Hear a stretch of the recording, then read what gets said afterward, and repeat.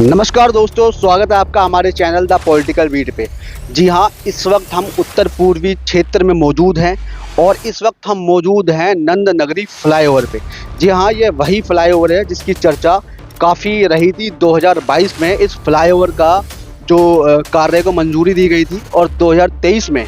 काफ़ी ज़ोरों शोरों से इस फ्लाईओवर का काम चला और हालांकि 2024 तक इसका जो लोकार्पण का समय था वो काफ़ी हद तक आगे बढ़ गया। लेकिन आज आप देख सकते हो कि ये फ्लाईओवर कुछ हद तक क्या, आज इसका उद्घाटन होने वाला है। हालांकि कुछ समय पहले अभी यहाँ पर जो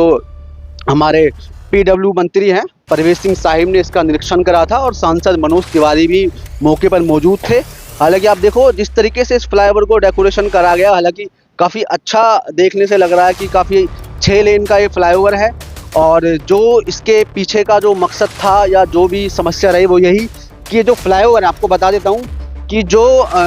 भोपरा बॉर्डर से जो रोड जा रहा है सिग्नेचर ब्रिज की तरफ, यानी कि जिसे हम वजीराबाद मार्ग बोलते हैं, उसी मार्ग पर जो मंगल पांडे रोड है उसी के बीच में ये फ्लाईओवर बनाया गया है, जिसकी लंबाई 1.5 किलोमीटर बताई गई है। और जो सिग्नेचर ब्रिज से लेके भोपरा बॉर्डर तक जो रोड है उसको सिग्नल फ्री करने की कोशिश की गई है, जिससे कि काफ़ी हद तक लोगों को जो जाम की समस्या से, जैसे कोई दिल्ली से गाजियाबाद की तरफ बढ़ रहा है तो उसको जाम का सामना ना करना पड़े और लगातार वो सीधा मतलब फ्लाईओवर के थ्रू सीधा यूपी के अंदर एंट्री कर सके। अब देखो कि अगर यहाँ से भोपरा बॉर्डर्स की तरफ से लोग आते हैं तो सीधा फ्लाईओवर होते हुए सिग्नेचर ब्रिज के सीधे जाएंगे, वजीराबाद मार्ग है। और तमाम जो रेड लाइट है आप देखेंगे, एक फ्लाईओवर जस्ट सामने भी है जिसको लोनी गोल चौके के नाम से जाना जाता है।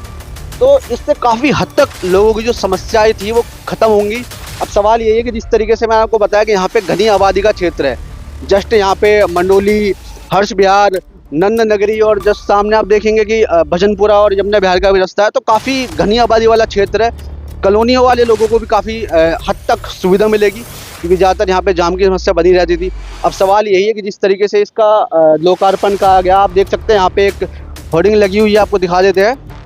मंडोली फ्लाईओवर का लोकार्पण रविवार यानी कि आज के दिन 28 सितंबर 2025 में 11:30 बजे स्थान नंद नगरी डिपो के सामने श्रीमती रेखा गुप्ता के द्वारा अतिथि आदरणीय लोकप्रिय श्री मनोज तिवारी और परवेज वर्मा जी लोकार्पण पर आमंत्रित हैं। फोटो भी लगी हुई है, मनोज तिवारी, परवेज सिंह वर्मा जो कि हमारे पीडब्ल्यू मंत्री भी रहे हैं और उन्होंने ही इसका निरीक्षण करा था और सांसद मनोज तिवारी भी मौके पर मौजूद थे। और आज इस फ्लाईओवर का जो लोकार्पण होना है, काफ़ी हद तक अभी सीएम का इंतजार करा जा रहा है। तो जो 2022 में इसका मंजूरी मिली थी और आज 2024 तक इसकी डेडलाइन थी और आज काफ़ी हद तक अपनी समय सीमा के दायरे में रहते हुए ये फ्लाईओवर अपना जो निर्माण कार्य पूरा कर चुका है और आज इसका लोकार्पण है। तो आज आपको अगर मैं बताऊं कि इस पूरे एरिया की जो समस्याएं थी वो ये थी कि यहाँ पे जो रेड लाइट थी, जैसे आप देख लो श्रीनगर की तरफ से जो ट्रैफिक आ रहा है उसको यहाँ से यूपी बॉर्डर यानी कि जो गाजियाबाद बॉर्डर लगता है भोपरा, दिल्ली और यूपी का बॉर्डर लगता है भोपरा, तो वहाँ पे जाने में काफ़ी समस्याओं का सामना करना पड़ता था क्योंकि यहाँ पे ट्रैफिक की समस्या बहुत अधिक थी। तो जिसकी वजह से पूरा जो फ्लाईओवर यहाँ से लेके यानी कि नंदनगरी डिपो से लेकर के